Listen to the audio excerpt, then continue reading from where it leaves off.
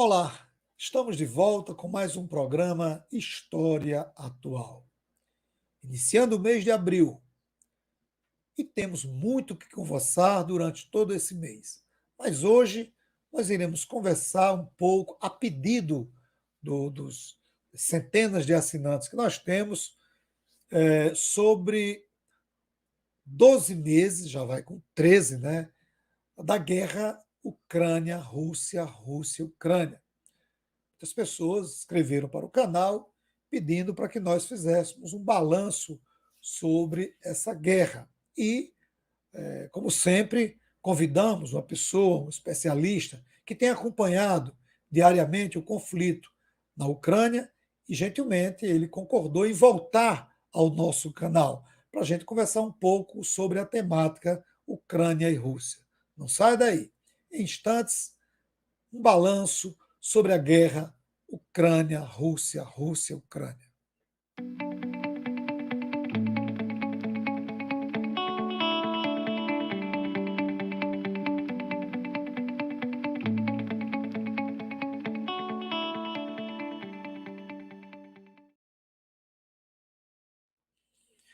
No programa de hoje, nós iremos conversar mais uma vez com Cristiano Alves. Cristiano, tradutor, intérprete, blogueiro, responsável pelo canal Cristiano Grade, colunista do jornal russo Polexpert e bacharelando em relações internacionais, além de um recriador histórico e pesquisador de assuntos russos e da Segunda Guerra Mundial.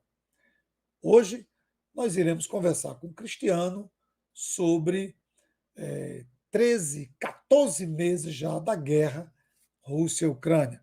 Cristiano, seja bem-vindo. E antes de você dar suas iniciativas, suas palavras iniciais, eu já queria começar fazendo uma pergunta. O balanço da guerra é devastador. Segundo dados, tanto do Ocidente como na própria Carta Capital, eu tive acesso, mais de 300 mil soldados mortos, somando os dois lados, né? Mais de 30 mil civis mortos e acusações mútuas de lado a lado contra seus exércitos, acusações de execuções, estupros, torturas e sequestros. Onde irão parar todas essas ações violentas de lado a lado? Seja bem-vindo, amigo. Primeiramente, muito obrigado, Lemuel, pelo espaço, por estar mais uma vez aqui no seu canal. Nós que temos desde o início acompanhado esse conflito. E, Lemuel, eu sempre me recordo do nosso primeiro vídeo, um vídeo que, por sua vez, se baseava principalmente no que estava em alta, acreditava-se que seria um conflito que duraria pouco tempo, né? Pelo menos essa era a expectativa geral e por sinal muito mais por parte dos americanos do que dos russos. E parece-se imaginar que os russos também mantinham um otimismo, a confiança em seu exército e principalmente nos acontecimentos que antecederam esse conflito, como foi o caso, por exemplo, da Crimeia. Quando a Crimeia, a Rússia reincorporou a Crimeia praticamente sem disparar um tiro. É claro que haviam outras condições ali, primeiramente um exército ucraniano completamente sucateado em 2014, 2015, 2014 para ser mais exato. Havia outras condições ainda, como a própria população que se identificava. Hoje nós temos uma situação completamente diferente. E qual é essa principal diferença? É, primeiramente, a questão da preparação que o exército ucraniano, da militarização da Ucrânia durante todos esses 8 anos. Foram anos em que, se pegarmos, por exemplo, a época do presidente Petro Poroshenko, ele praticamente espremeu ali a Europa como se ela fosse um limão, tirando créditos, armas, especialistas militares, e ele chegou a fazer isso até mesmo com países da Austrália. Então, esse foi um ponto, quer dizer, a militarização da Ucrânia durante todos esses anos. Segundo, uma política de extrema russofobia, de ódio a tudo que é russo. Na Ucrânia, uma pessoa podia ser preso por qualquer símbolo, não somente por símbolos comunistas, que eles passaram uma lei que, se você, por exemplo, saísse à rua com a foice e o martelo, você podia ser preso.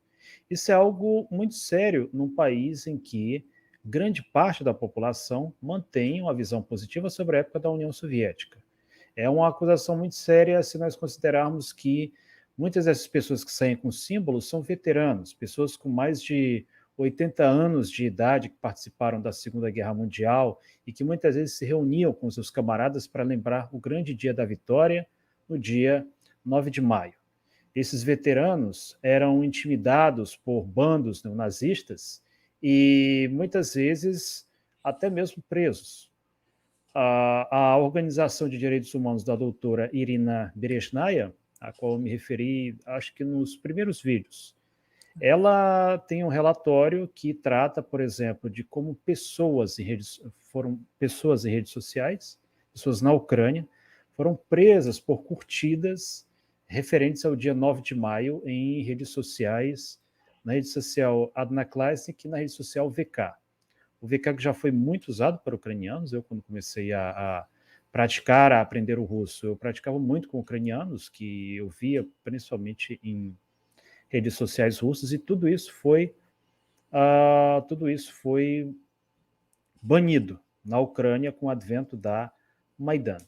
Então, promoveu-se uma ideologia de ódio muito forte contra a Rússia, ideologia que eu particularmente não vi, por exemplo, na Rússia, no período em que eu morei lá. Eu morei por 5 anos na Rússia. Posso até dar um exemplo aqui muito concreto. Na Ucrânia, qualquer exibição da bandeira russa era punida. Fosse por monitores, ajudantes da polícia, né, o sujeito que muitas vezes está lá, isso é muito comum, isso também tem na Rússia, né, o sujeito que muitas vezes é um colaborador da polícia, chamados monitores, ou druzhnik. O sujeito às vezes está na rua e tal, você acha que é um sujeito qualquer, mas é um sujeito que muitas vezes está observando, fazendo o papel, digamos assim, de uma câmera de monitoramento. E em 2020 teve um caso que foi inclusive registrado de um americano, estava passeando nas ruas de Kiev com uma camisa da Rússia, uma camisa que tinha a bandeira da Rússia, uma dessas camisas comuns de torcedor de futebol. E no que ele estava passeando na rua, esse sujeito denunciou ele à polícia, e a polícia foi para cima do sujeito, prendeu, ele até tentou fugir, mas foi pego depois. Para efeito de comparação, no período em que eu estive na Rússia, eu me recordo perfeitamente quando, em outubro de 2017, 2016 ou 2017, já não me recordo exatamente, mas era outubro. Eu sei que era outubro porque na época era a temporada de encerramento da temporada dos motociclistas. É que, para quem não sabe, para quem está assistindo, a Rússia é um país frio. Então, quando chega, evidentemente, o inverno, você não pode andar de moto, porque senão, por melhor que seja o seu pneu, você vai ter uma chance muito grande de escorregar e assim de comprometer, inclusive, a sua vida. Então, eles têm uma temporada que normalmente se encerra em outubro, que é quando começa a esfriar, quando começa a nevar, cair o gelo e tal, aquela coisa toda. Eles reúnem-se todos na Praça do Palácio, isso na cidade de São Petersburgo, e depois saem, né, pela avenida principal, né, fazem uma grande motociata, né, digamos assim, sem o Bolsonaro, né, felizmente. E acontece que eu me recordo, normalmente se diz, né, que esse público, que o pessoal que gosta de motociclismo é um pessoal mais agitado, um pessoal mais barra pesada, digamos assim, embora eu nunca tenha visto nem ouvido falar de nenhum incidente envolvendo essas pessoas. E eu me recordo como havia 2 jovens estavam passeando com uma mochila nas costas, com a bandeira da Ucrânia, né? Tinha um sotache sotache, para quem não sabe, eu tenho, por exemplo, da bandeira do Brasil que eu coloco, por exemplo, aqui, né? E eles estavam com isso na bolsa, a bandeira da Ucrânia, bem visível. Eu não vi ninguém dar sequer um capilé nesses 2 jovens. Ninguém ali, né, teve, nem na hora de falar, de se relacionar, não vi qualquer sinal de agressão para esses jovens que tinham a bandeira da Ucrânia. É claro que houve alguns incidentes que foram devidamente coibidos, mas que teria acontecido com qualquer outra bandeira, quando no prédio do MGU, a Universidade Estatal de Moscou, um jovem ucraniano, ele escalou e colocou a bandeira da Ucrânia bem na agulha. É um prédio muito bonito, por sinal, e bem alto. E claro que ela foi removida e esse jovem também sofreu as determinadas sanções por isso. Embora eu não tenha nenhuma dúvida de que se ele tivesse colocado ali a bandeira do Fortaleza, do time, a bandeira do Palmeiras, a bandeira, talvez, sei lá, de uma outra república da própria Rússia, ele teria sido, talvez não com a mesma intensidade, mas ele também seria responsabilizado até pelo risco, né? Porque ele, enfim, ele infringiu um regulamento da universidade. Mas onde que eu quero chegar? A Rússia sempre foi muito tranquila com isso, enquanto que a Ucrânia sempre teve uma política oficial de russofobia, de ódio e aversão a tudo que é russo. Então, agora, no decorrer desse conflito, infelizmente, nós vimos crimes contra a humanidade ser cometidos e, inclusive, filmados pelos próprios ucranianos. Eu não tenho dúvidas de que, do lado russo, alguém certamente, como se diz, excede a conta, embora os ucranianos eles fazem uma coisa curiosa, eles não apenas cometem crimes, como eles também se filmam praticando esses crimes e muitas vezes até se orgulham disso. Por exemplo, vou dar um exemplo que é talvez o mais conhecido de todos e que pode ser facilmente verificado por qualquer pessoa aqui. Em 2014, quando surgiram os Dobrobata, né, ou seja, Добровольческие Batalhone, batalhões voluntários, então uma jovem integrou um batalhão chamado Dnepr 2, se não me falha a memória, chamada Vita Zaveroha. Essa Vita Zaveroha, ela, uma moça, digamos, de boa aparência, chegou a sair, inclusive, como capa de uma revista francesa, né? Colocaram lá, olha só, Joana d'Arc da Ucrânia. Acontece que essa jovem ela era neonazista. E não era só aquela pessoa que, eles têm uma farda legal, não. Ela se interessava pelos métodos, pela literatura, por tudo relacionado a nazismo e chegou a ponto de se filmar disparando contra vilas civis do leste da Ucrânia. Porque, segundo ela, todos ali eram terroristas e aqueles terroristas mereciam morrer. Né? Inclusive, o próprio nome da operação ucraniana de massacre da população civil era eufemisticamente chamado de ATO, ou seja, ação operação antiterrorista, né? AT de antiterroristas que é a operação antiterrorista. Então, ou seja, para eles, para o governo ucraniano, todas aquelas pessoas que estavam no leste do país eram pessoas sujeitas à eliminação, à destruição, já que aquelas pessoas eram consideradas como terroristas.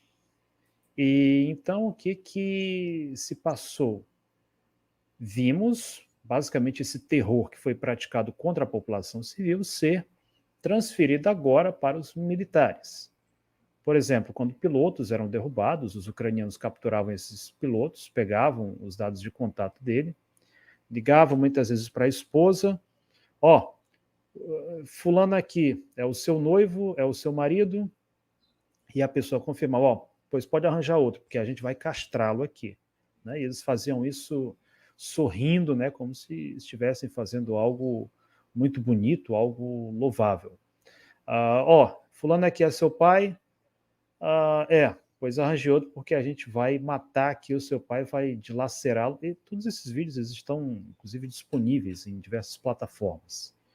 Eles agora aparecem com menos intensidade, mas no início da guerra eles eram muito comuns. E se alguém acha que isso é propaganda russa, isso é registrado pelos próprios soldados ucranianos. E recentemente até teve uma revelação muito interessante, Lemuel, que foi o caso de um soldado americano comunista que se infiltrou nas tropas ucranianas, ele foi, né, se apresentou como um voluntário americano que queria lutar contra a invasão russa e tudo, serviu no batalhão Karpatskaya Sich. Sich, para quem não sabe, é uma academia militar dos cossacos, né? Quem leu o livro Taras Bulba já deve ter ouvido falar da Sich. Eles não é uma academia militar como a gente conhece aqui, mas normalmente é uma fortaleza onde vão, tradicionalmente somente homens, né? Eles treinam, desenvolvem habilidades culturais, isso falando na Sich histórica. Hoje é muito mais um campo de treinamento de mercenários estrangeiros. Esse militar americano, inclusive, serviu nas Forças Armadas Americanas e tinha, quer dizer, experiência militar, foi para a Ucrânia se apresentando como um voluntário que queria lutar pelas tropas ucranianas. E o que esse americano fez? Ele documentou de todas as formas possíveis, né, inclusive fotografando arquivos, pessoas, fazendo vídeos, tudo que ele pôde. E depois ele, quando estava, como se diz, né, quando a ficha dele estava prestes a cair, ele acabou desertando para o lado russo. Deu uma entrevista ao canal Russia Today, ou RT, e essa entrevista, ela é tão preciosa, mas tão preciosa que, só para você ter uma ideia, Lemuel, no meu canal, Camarada Comissário, eu publiquei uma tradução dela, né, e inclusive comentei, comparando com outros materiais que eu já havia publicado no meu canal, mas não deu nem 2 dias, essa entrevista foi removida pelo próprio YouTube. E aí eu perguntei, não, mas por que motivo? Segundo eles, porque violou as políticas do YouTube, mas que eu não sabia. Então, por isso a minha conta não foi penalizada. Coincidência? Não. O Eduardo Lima, que também é um blogueiro muito famoso, está acompanhando o conflito também desde 2014. Ele é do Rio de Janeiro, é professor de História, tem um canal que é o Eduardo Lima. Ele publicou, também teve esse vídeo derrubado. Depois o Eduardo Lima fez o quê? Publicou de novo. A YouTube fez o quê? Apagou o canal do Eduardo Lima. Então, quer dizer, o que esse cara fala é uma coisa que certamente não é nem um pouco desejável, principalmente para a mídia ocidental. Porque se alguém que esteve lá, ele faz revelações muito interessantes, esse americano. Ele chega a ponto de dizer que, por exemplo, certa vez, ele, né, como se diz, para disfarçar a ideologia dele, certa vez analisaram o perfil dele do Facebook e viram lá uma foto do Che Guevara. E disseram assim, você é comunista e vê aquilo tá pela Ucrânia, sabe que aqui na Ucrânia o comunismo é crime e tal, não sei o que. Ele disse assim, é que na realidade eu sou antifascista e por isso eu estou lutando contra os russos que são fascistas. Daí esses voluntários ouviram ele dizendo isso e eles disseram o seguinte para ele, conforme o relato dele. Não, os russos não são fascistas e nem são nazistas. Nós é que somos nazistas. Né? Quer dizer, isso disseram para o americano. E ele comenta que é muito comum na própria unidade, pessoas que têm tatuagens do nazismo, pessoas que realmente defendem esse ideal, principalmente de países como, por exemplo, a República Tcheca, Polônia e também de outras partes do mundo. E a Polônia, que inclusive tem um contingente muito grande lutando hoje pela Ucrânia. Segundo o coronel Douglas McGregor, são mais de 20 mil poloneses que hoje lutam do lado da Ucrânia. Eles são enterrados em cemitérios na Polônia, mas são pessoas que lutaram na Ucrânia. Há um relato, inclusive, de infelizmente esqueci agora o nome dele, mas ele inclusive é doutor, esse oficial, é um coronel do exército austríaco, a Áustria, que a propósito não é membro da OTAN. Um dos poucos países, um dos raros países da União Europeia que não faz parte. E ele disse uma coisa muito interessante, e convenhamos, bastante óbvio até.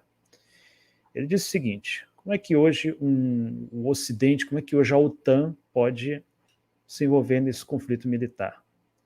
Simplesmente o sujeito que está lá com a farda da OTAN tira a farda, vai para a reserva, muitas vezes com a possibilidade de ser reincorporado ao exército, e se alista como voluntário nos batalhões, nas legiões estrangeiras que hoje combatem na Ucrânia.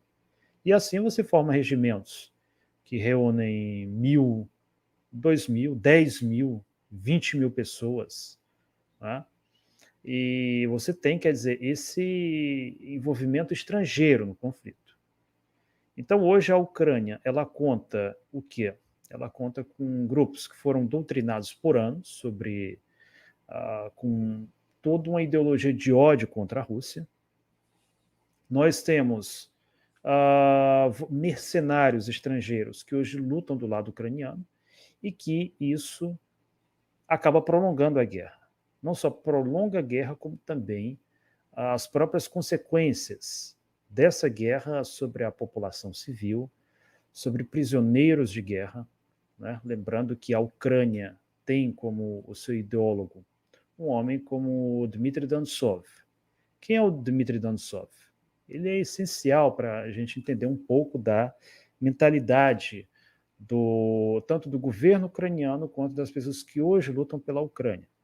Dmitry Dantov foi um homem que pregou, dentre outras coisas, o amoralismo na luta por uma grande Ucrânia. Ele era um homem que defendia, a princípio, a Ucrânia como um reino, mas depois como uma república que teria, né, como seu maior inimigo exatamente a Rússia, mais precisamente Moscou e Varsóvia, mas que ele, hoje a gente vê todo esse ódio sendo muito mais aplicado contra Moscou, contra a Rússia, que pela própria visão do nacionalismo ucraniano, dos chamados historiadores racialmente corretos, como Mikhail Grushevsky, apresenta a Rússia como sendo uma nação de bastardos, de pessoas mestiças, e que eles, os ucranianos, seriam os portadores do verdadeiro sangue puro eslavo.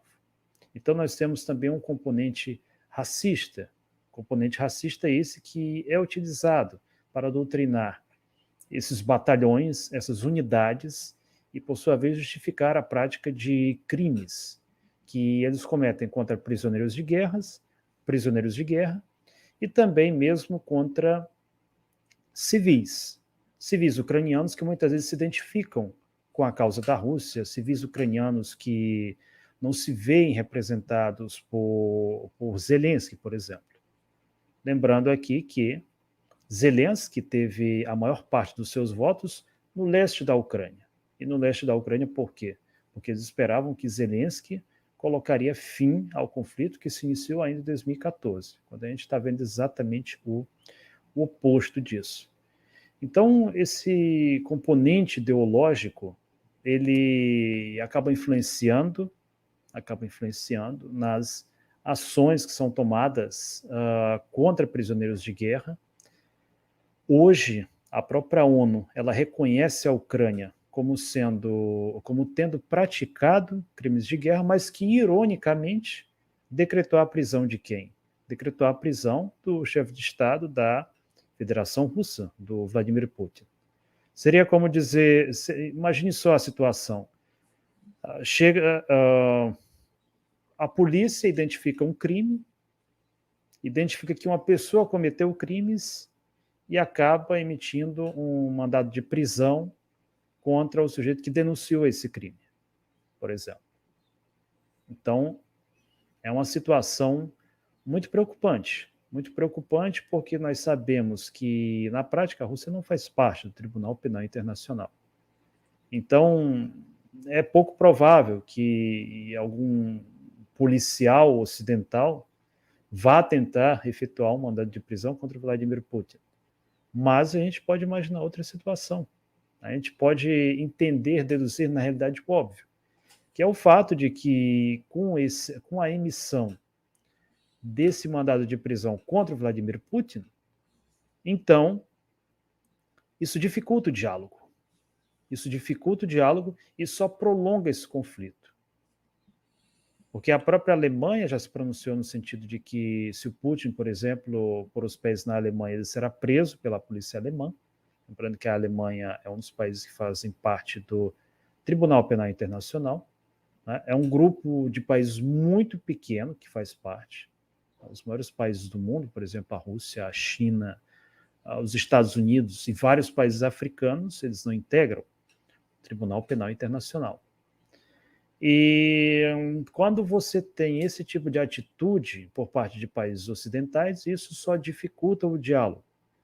E quando esses mesmos países ocidentais enviam mercenários para a Ucrânia, quando eles enviam as mais sofisticadas e modernas armas para a Ucrânia, inclusive veículos de combate, então, o que infelizmente a gente pode esperar, Lemuel,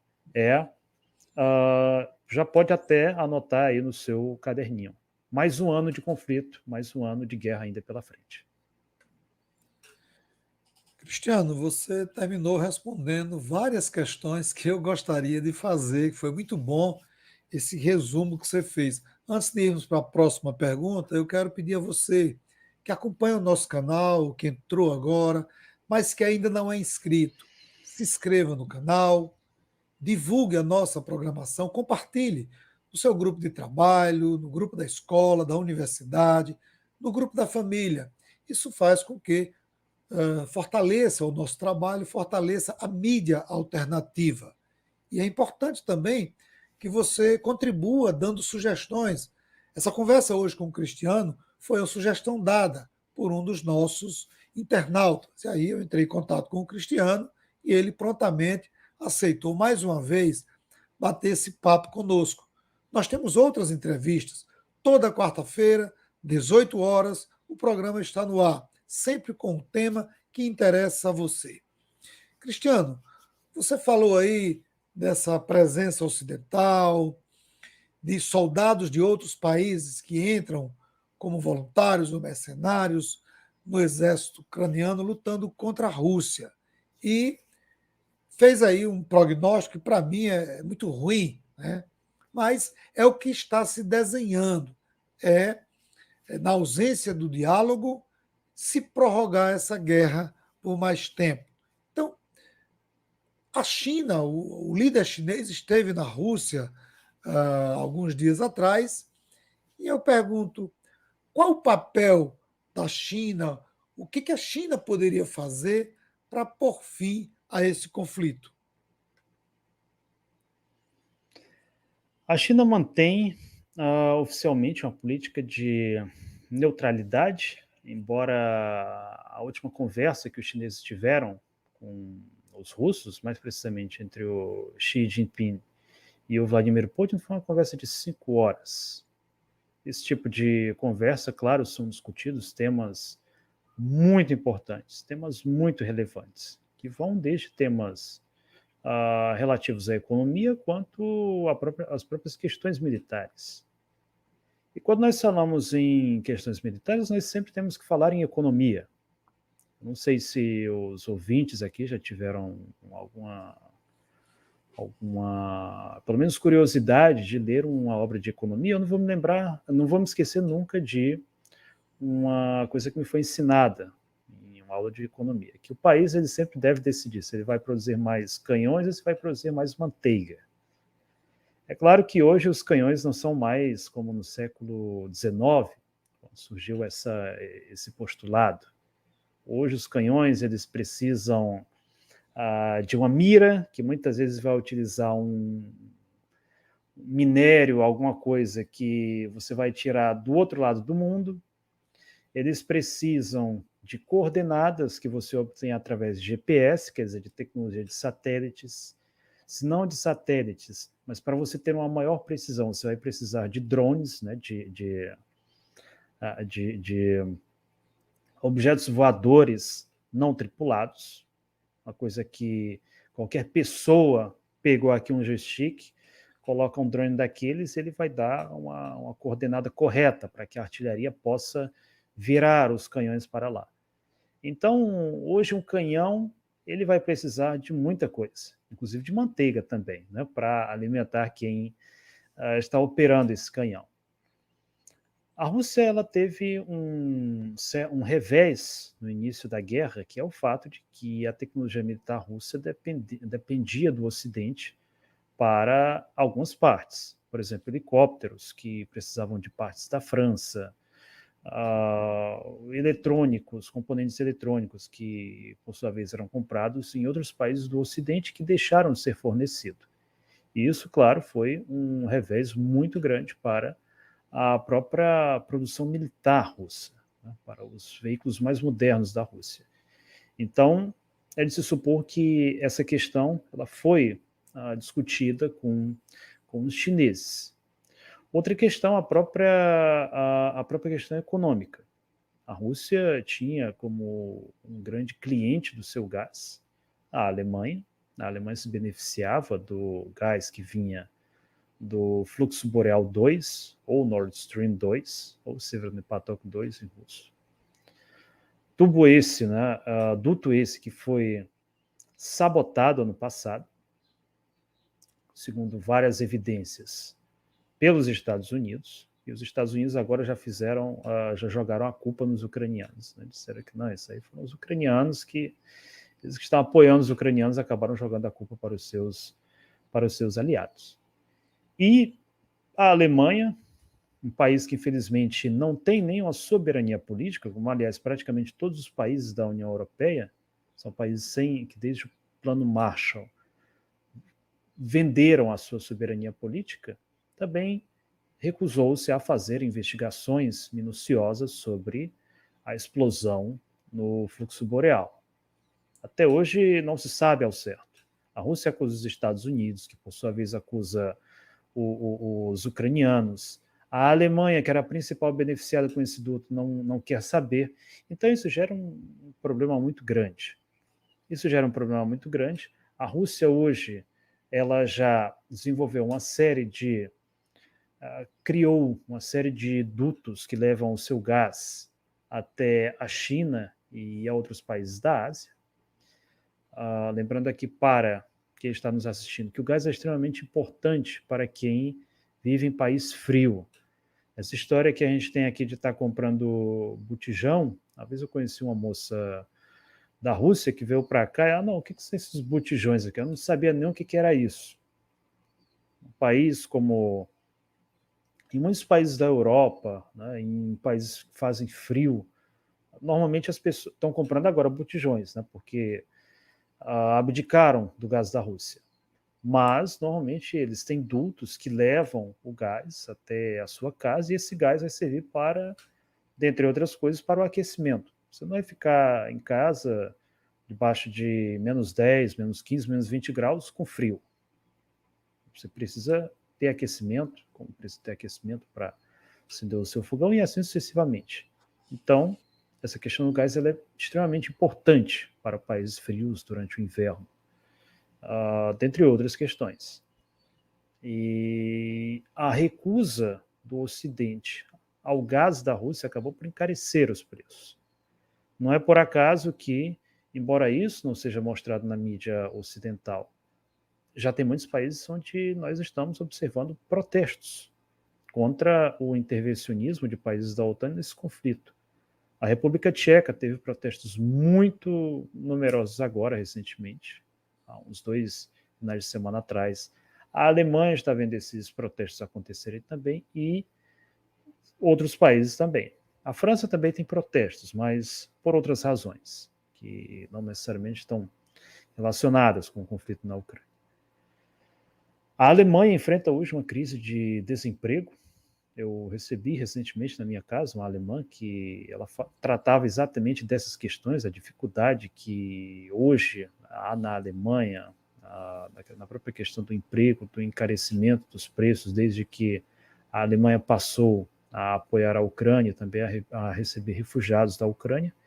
Então, tudo isso gera uma série de problemas. Mas, voltando à questão da Rússia e da China, muito provavelmente, o que nós podemos esperar da China é uma participação na reconstrução de muitas das regiões recém-incorporadas à Rússia, regiões como Donetsk, como Lugansk, regiões que sofreram rastro de destruição muito grande. A cidade de Mariupol, por exemplo, se nós pegarmos fotos dela há 10, 11 meses, a gente vai ver uma cidade totalmente destruída. E já deram início aos trabalhos de reconstrução da cidade. E é algo totalmente diferente. Você não diz que ali teve todo um conflito, tanto tiroteio quanto no ano passado. Os chineses eles são muito bons nisso. Eles têm tecnologia para isso. Então, uma vez que a Rússia ela acaba tendo as portas fechadas para ela no Ocidente, o Oriente acaba sendo a alternativa. Ao mesmo tempo, a China entende que ela precisa da Rússia do lado dela. Por quê? Porque os anos 90 foram uma época em que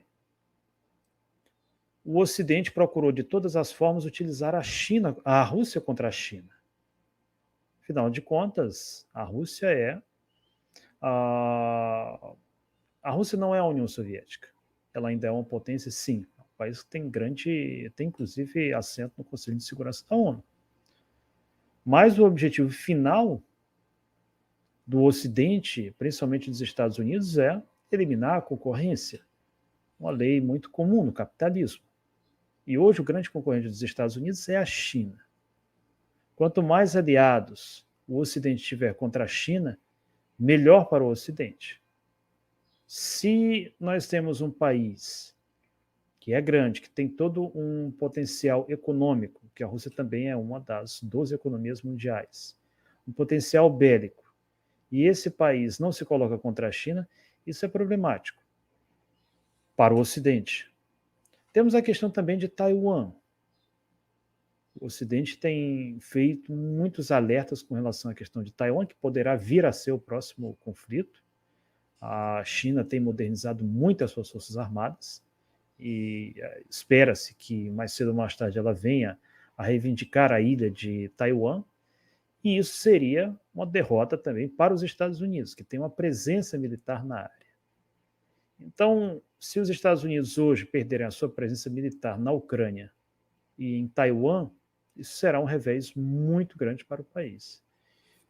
Exatamente por isso, líderes como o Vladimir Putin e o Xi Jinping entendem hoje mais do que nunca a necessidade de apertar as mãos, de manter uma aliança, de reforçar os blocos regionais para contrapor a hegemonia dos Estados Unidos e da União Europeia. Eu tinha feito uma previsão de mais perguntas, mas Cristiano resumiu o tema aqui. Mas a última pergunta, Cristiano, para você. Você falou aí da China, Taiwan, é, o alinhamento entre os dois países, China e Rússia. Aí eu pergunto: o que esperar da geopolítica do mundo após a guerra?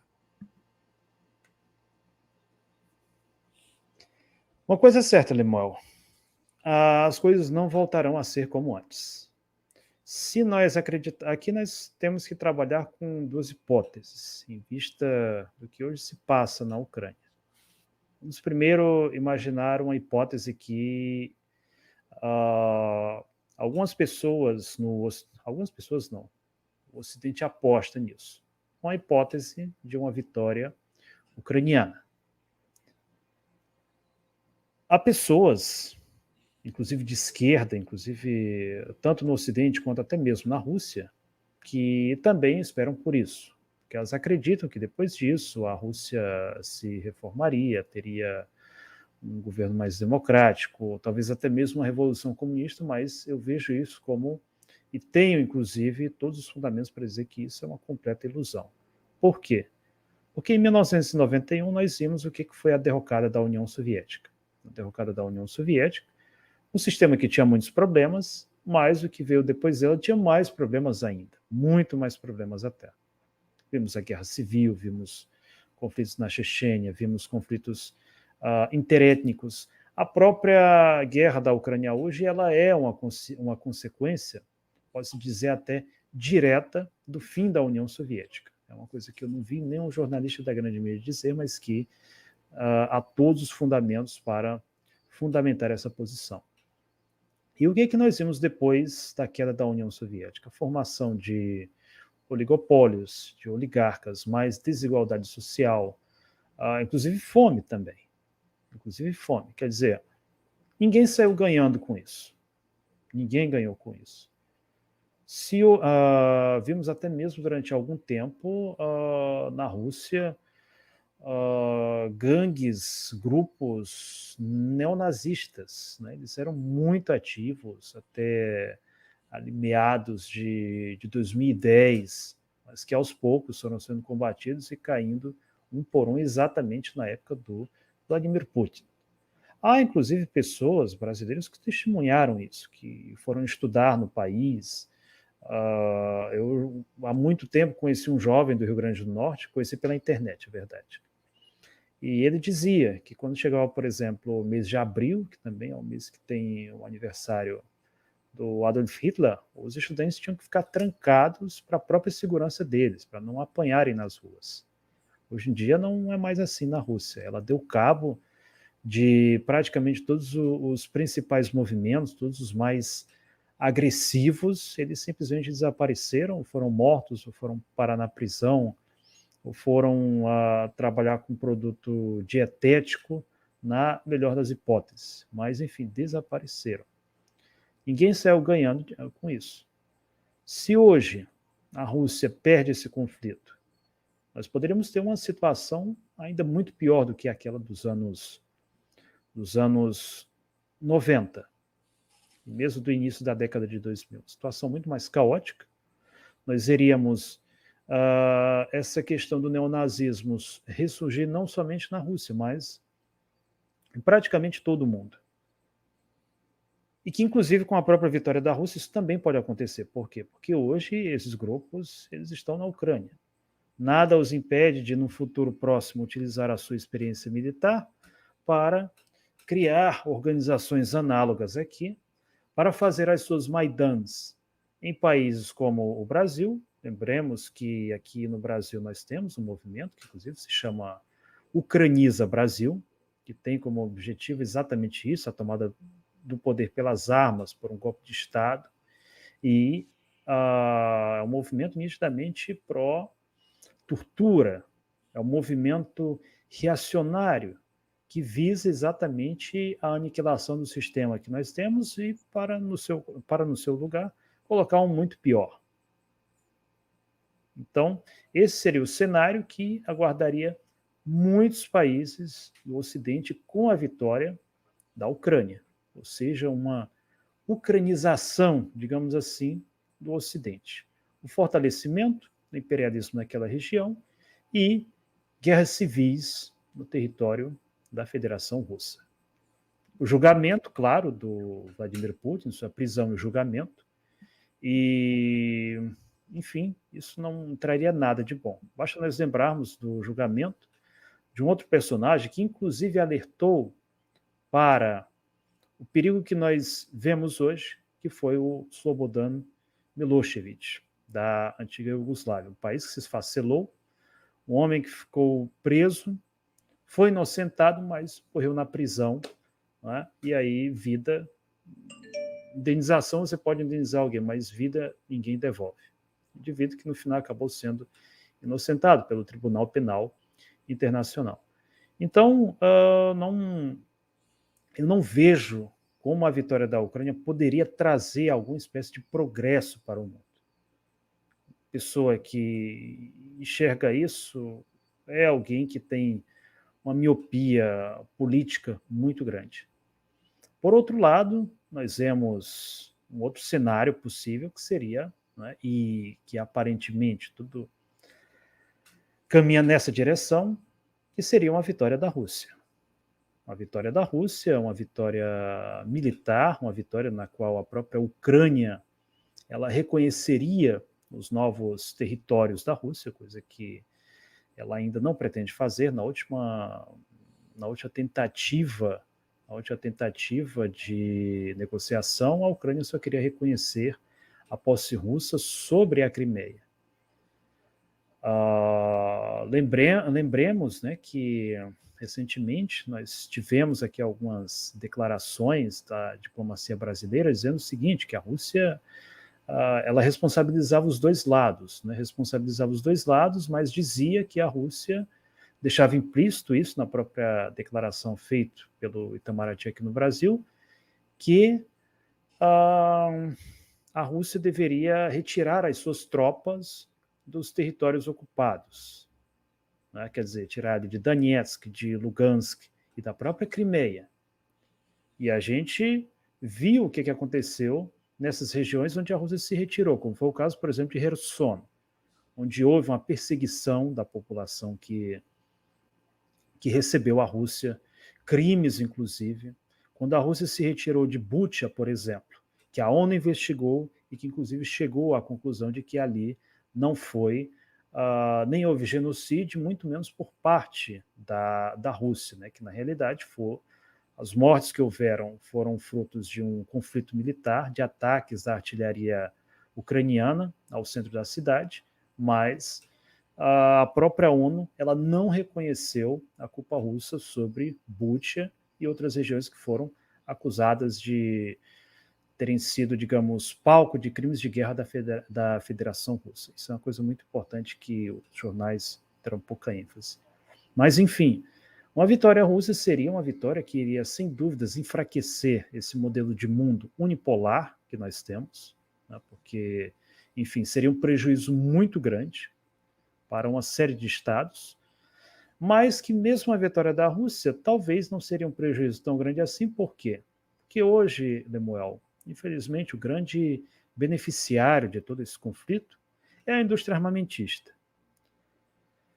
Já em 2014, havia inclusive um vídeo que chegou a ter milhões de visualizações, feito por um russo, que dizia que os americanos, para reaquecer a sua economia, precisavam de uma grande guerra na Europa, o que de fato hoje está acontecendo. E hoje há países que entregam as mais sofisticadas armas à Ucrânia. Estou falando aqui de veículos de ponta, veículos que nem mesmo alguns países da União Europeia têm, né? Primeiro porque eles armaram os ucranianos com mísseis antitanque, os chamados Javelin, que são mísseis que normalmente eles atacam um tanque a partir de cima. Um tanque, um blindado, ele é um veículo que é muito bem protegido, é feito com materiais compostos e pode ser feito, inclusive, com blindagem reativa, que, aliás, normalmente é o caso dos tanques russos. E quando você atira de frente neles, é difícil você abatê-los. De lado, talvez você vá abatê-los, mas de cima, você tem uma probabilidade muito grande de abatê-los, porque normalmente é onde a blindagem é menos espessa. E o Javelin, ele ataca exatamente de cima, armas doadas pelos Estados Unidos da América. Se eles, no início da guerra, se limitavam a isso, hoje eles estão entregando veículos como, por exemplo, o MBT, a principal tanque de batalha Abrams, que foi usado pelos Estados Unidos no Iraque.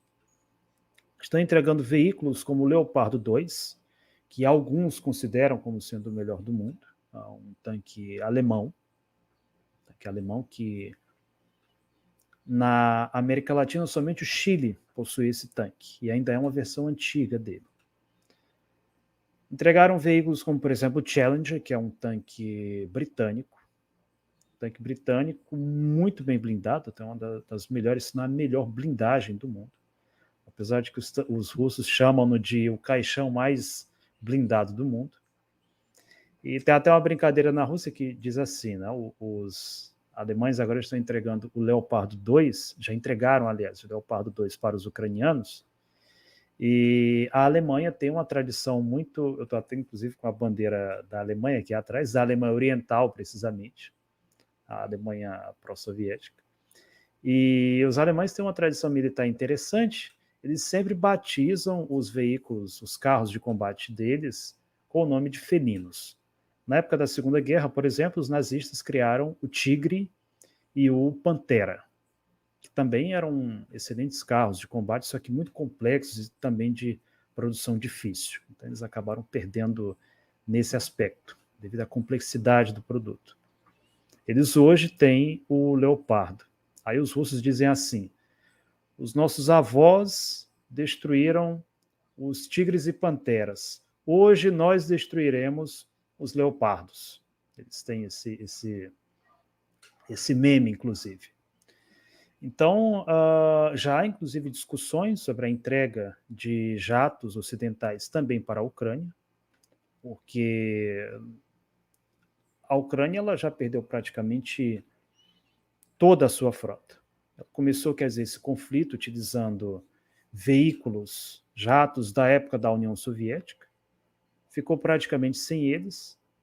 Os tanques agora estão sendo substituídos por tanques do Ocidente e eles estão querendo fazer a mesma coisa também com a Força Aérea, né, para que a Ucrânia possa, inclusive, fazer uma contraofensiva significativa e possa retomar alguma cidade das mãos dos russos. Hoje, grande parte dessas batalhas se desenvolvem em torno da cidade de Artyomovsk, que também é conhecida como Bakhmut.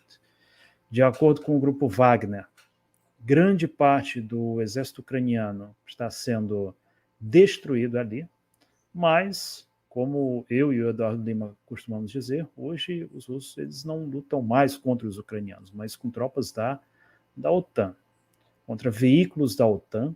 Mais de 100 deles foram entregues agora desde janeiro, e temos esses mercenários e também, claro, recrutas ucranianos. Né? Afinal de contas, os Estados Unidos querem lutar contra a Rússia até o último ucraniano. Infelizmente, o grande vencedor desse conflito acaba sendo o complexo militar industrial norte-americano, que vai ter países que vão ficar sem veículos e até sem munição, já que eles estão mandando hoje tudo isso para a Ucrânia, e vai haver, por sua vez, a demanda. Países que entregaram, por exemplo, antigos veículos soviéticos, entregam isso para a Ucrânia, esperando receber dos americanos veículos modernos, veículos recentes, para reequipar as suas forças armadas. E claro que tanques, aviões, nada disso nasce em árvore. Estamos caminhando para o final da nossa entrevista. Sempre bom conversar com o Cristiano sobre essas questões que envolvem a guerra entre Ucrânia e Rússia. É uma grande aula de história e uma visão, uma interpretação, uma leitura muito interessante de se ver. Ela contraria as opiniões de outros especialistas, né? Mas outros especialistas nós já estamos acostumados a ver. É sempre bom ver, eu sempre digo quando eu vou conversar com o Cristiano que eu quero ouvir uma, um outro lado, né? Porque quando a gente vai para a mídia tradicional, a gente já sabe exatamente o que os especialistas vão dizer, ou mesmo que a gente não saiba, a gente imagina qual vai ser ou quais vão ser as interpretações, as leituras de fato. E quando a gente conversa com o Cristiano, a gente vê uma outra leitura, né? Não estou dizendo aqui, afirmando que a interpretação, que a avaliação, que a análise que Cristiano faz é ou não a interpretação correta. É uma interpretação que eu considero muito consistente. Algumas pessoas podem questionar, podem duvidar, e o programa é aberto, é livre, você pode dar a sua opinião, pode fazer a sua crítica, não há problema nenhum. Eu o convido porque eu o acompanho, eu conheço a trajetória de Cristiano e sei de seus posicionamentos e da responsabilidade que ele tem em buscar as fontes para assim proceder. Cristiano, eu abro para você, amigo, fazer suas considerações finais.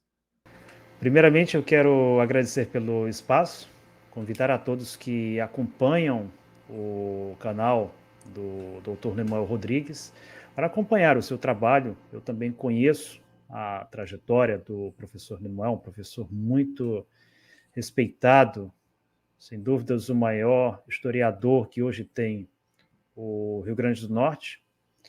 Ele que hoje desenvolve esse trabalho de blog, né, que também acaba sendo uma forma de comunicação, uma forma de democratização do conhecimento, e é muito importante que nós aqui no Brasil saibamos ouvir quem tem alguma coisa para transmitir, né, algo que só agrega ao nosso conhecimento, manter um ceticismo com relação a determinadas fontes, que muitas vezes possuem motivações que nem sempre vão de encontro àquilo que nós queremos aqui no Brasil, né? Os jornalistas que muitas vezes, infelizmente, têm, utilizando aqui a expressão, têm o rabo preso com certas instituições, com certos sistemas de pensamento, com determinadas organizações e mesmo com determinadas ideologias.